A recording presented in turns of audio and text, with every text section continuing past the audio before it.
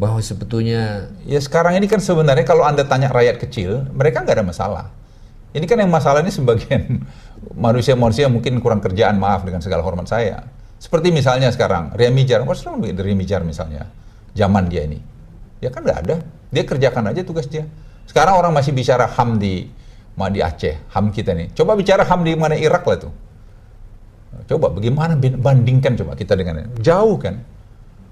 Ya, jauh. Padahal tingkat pendidikan mereka tuh jauh lebih bagus dari tingkat pendidikan kita. PR. Lah, satu itu PR. Nah, yang kedua, Pit, menurut saya, orang-orang bapak-bapak ini yang mengatakan diri pengamat tuh. Pertanyaan saya, pernah nggak dia di medan tugas 1 tahun, 2 tahun?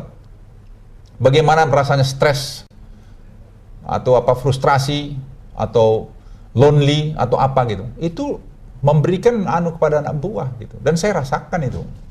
Saya bisa cerita karena saya rasakan.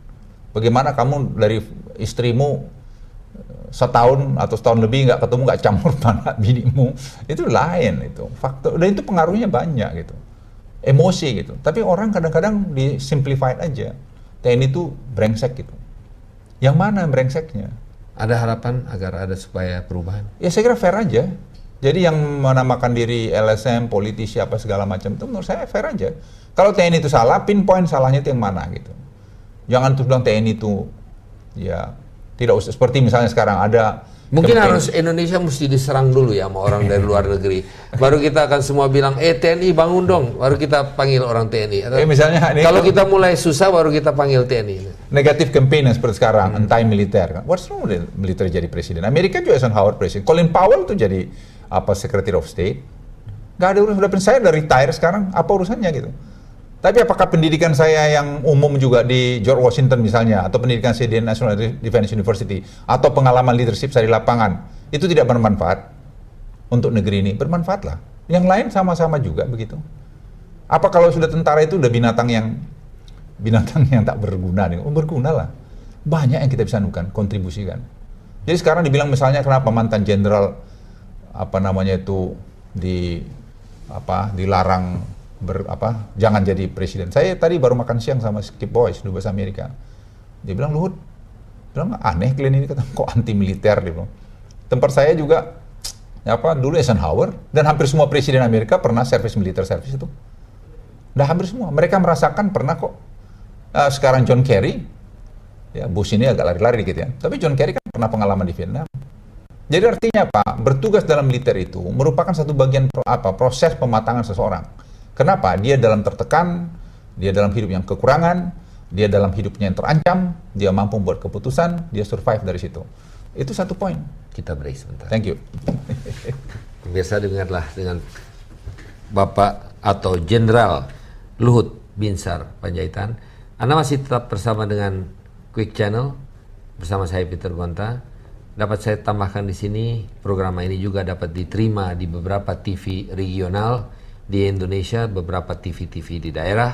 Kita akan kembali bersama Anda meneruskan pertemuan perbincangan kita dengan Luhut Binsar Panjaitan, dan kita akan menanyakan kepada beliau karirnya sesudah di TNI. Tetaplah bersama kita akan kembali sesudah pesan-pesan berikut ini.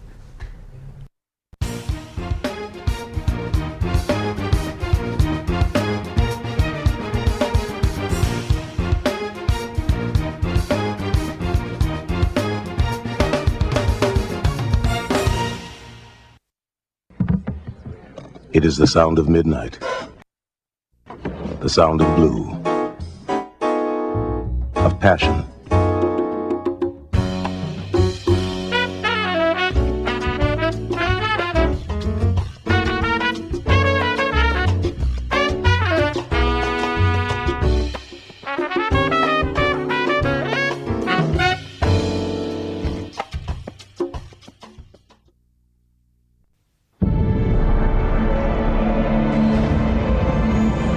Mandiri Fiesta, kini senantiasa mengisi hari-hari Anda.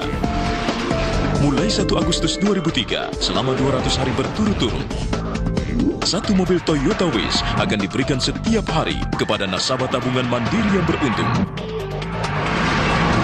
Kesempatan menang untuk Anda terbuka setiap hari. Segera buka tabungan Mandiri sekarang juga dan tingkatkan terus saldo tabungan Anda.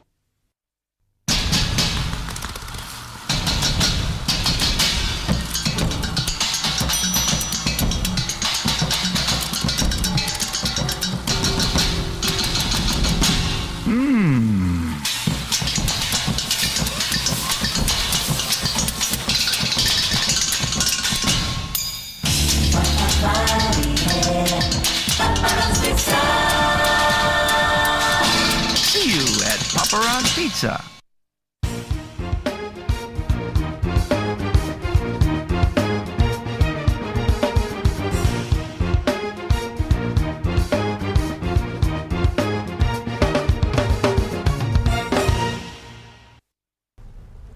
Pemirsa, masih bersama dengan Quick Channel. Nah, kita masih bersama dengan Luhut Binsar Panjaitan, Jenderal TNI Purnawirawan. Bang, kita tinggalkan masalah yang itu tadi supaya kelihatannya mungkin muka akan lebih berseri, sudah tidak terlalu tegang, dan saya melihat ada perubahan di muka Abang tadi waktu saya tanya mengenai moga-moga ada perbaikan. Moga-moga janganlah kita terus menghantam mereka yang sebetulnya menjaga kita. Tapi harus ada perbaikan ya. Oh ya. Harus ya, ada mawas diri juga harus ada. Ya, sebenarnya saya tambah sedikit, Pit, ya. Sebenarnya saya kenapa tadi agak emosional kalau bicara soal itu. Saya merasakan kehilangan banyak prajurit saya begitu loh. Itu kan anak istri mereka tuh nggak punya suami atau ayah lagi gitu. Itu cost ribuan? Ya nggak ribuan lah, banyak lah ya. Mungkin ribuan semua orang ya. Tapi tentara kita ribuan banyak loh. Yang mati ya banyak lah, yang gugur di tim-tim itu cukup banyak. Di Aceh, yang belum lagi yang cacat segala macam. Itu kan kasihan loh. Itu kan manusia juga. Anda bicara HAM, lah mereka yang dibacokin, polisi yang dibacokin tuh kita nggak pernah bicara HAM. Kenapa nggak fair gitu loh? Saya sekarang katakan tuh nggak fair menurut saya. Ya tolong dilihat juga lah bahwa ada TNI itu kurang lebihnya, yes ada. Tapi menurut saya TNI itu juga punya jasa kok. Menurut saya TNI itu pilar yang kuat dari persatuan kesatuan negeri ini. Kalau TNI itu goyah, ya trust me Peter ya, negeri ini ambruk loh. Karena kami sejak di Akademi Militer disumpah ya bahwa kami berdiri tegak netral demi kesatuan bangsa dan negara ini, tanpa memandang suku, tanpa memandang agama, tanpa memandang macam-macam itu sumpah. Walaupun di sana sininya ada aja yang masih macam-macam, tapi secara institusi manusia. Tetap mereka kita teguh pada pendirian itu. Baiklah, kita pindah aja agar supaya mungkin jangan kita meneruskan hal ini, Bang, karena bukan bermaksud kita untuk bicara itu kan. Jadi tapi mungkin saya ingin menanyakan, Abang ini menjadi duta besar itu sebetulnya zamannya Habibie. Ya waktu itu terus terang Pak Ano datang ke saya, manggil saya Pak Akbar Tanjung. Beliau jadi Menseknek, terus saya dipesan bertemu beliau di Bandung. Saya ketemu, terus beliau bilang, saya diperintahkan Habibie untuk nemui Anda, Presiden Habibie untuk nemui Anda, untuk meminta kesediaan Anda jadi duta besar ke Singapura begitu. Saya betul-betul kaget gitu. Saya bilang sama dia, Pak, pertanyaan saya sederhana aja, Pak Akbar ini perintah atau tawaran gitu? Kalau ini tawaran, saya akan tolak gitu, karena saya pikir saya masih prajurit yang masih bisa berkarir di TNI begitu. Ya nanti Pak Habibie aja, Pak Akbar nggak bisa menjawab dengan jelas juga. Pak Habibie aja. Ya pendek cerita, kemudian saya dipanggil ke ke kediaman beliau di Kuningan. Situ ada Pak Wiranto waktu itu. Ya, saya diceritalah Pak Habibie panjang lebar mengenai hubungan dengan Singapura. Terus dia bilang, Pak Luhut, saya kira Anda the right person lah to be our ambassador to. Ya, dia bahasa Inggris, enhance our relation dengan Singapura gitu. Saya dengerin beliau setelah lama, kira-kira 4 jam 20 menit. Saya bilang, Bapak Presiden, saya boleh tanya gitu. Wah, dia silakan beliau bilang. Saya bilang, apakah ini perintah atau Bapak menawarkan pada saya? Saya bilang gitu. Ya, saya pengen tahu. Terus beliau lihat Pak Wiranto gitu.